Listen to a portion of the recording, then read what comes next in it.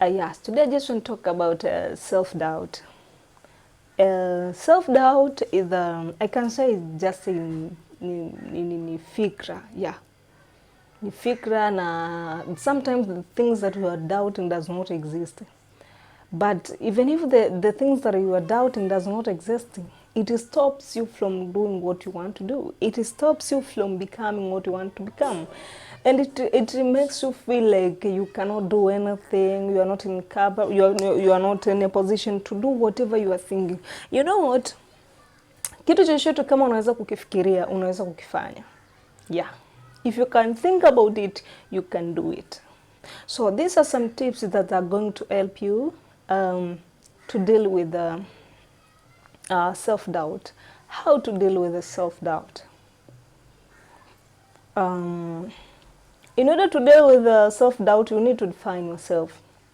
You need to ask yourself several questions, and you need to sit down and analyze what exactly, who are you, when in nani, what do you want, and how you want it, and when do you want it. Because you can define yourself kwamba, yes, this is who am I, and I want this, but when do I want it? Because if you don't put a time limit on your plan, or if you not put muda, kama weki muda ambao unahitaji hicho kitu, unaweza ukawa unafikiria kitu kwa mwaka mzima, miaka miwili, unasema nataka kufanya kitu fulani, lakini unataka kukifanya lini? You want to do something, but when do you want to do it exactly?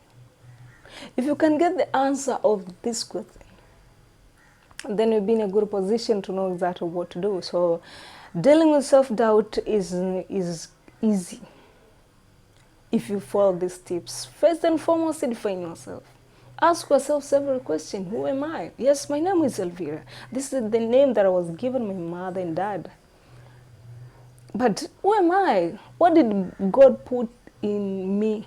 Alivyo create.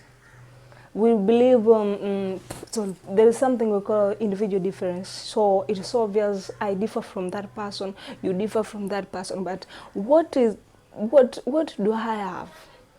What do I have that I can explore? After defining who you are and you get the answer, then you need to have a plan. Because you have defined yourself, you want this thing. You have a plan. How are you going to get it? How are you going to do it? And how are you going to implement exactly what you said you wanted? Now, maybe umesema nataka kufanya biashara. Unataka kufanya biashara gani? It's not a plan. Where are you going to get mtaji? Eneo liko wapi? How are you going to market those business? How are you going to sell and all that? So please, after defining yourself and you get the true definition of yourself, then you need to have a plan to do what exactly you want. You know, if you can think about it, you can do it. Yes, that's it. If you think about it, if you can think about it, you can do it. So let's not keep on thinking, let's start doing. Another thing that you need to put in action, having a plan is having a plan differs from doing it, because now we are in March. Tuko mwezi wa 3 sasa hivi. But I remember, hata mimi nakumbuka mwaka jana I had a lot of plans. If I may ask, are you doing what you planned to do this year? If not, why? Is this because you have self-doubt? Do you think you still have time? Do you think it is not it is maybe muda bado? Kwa nini hujafanya kila ambacho ulikuwa unakiplani mwaka jana?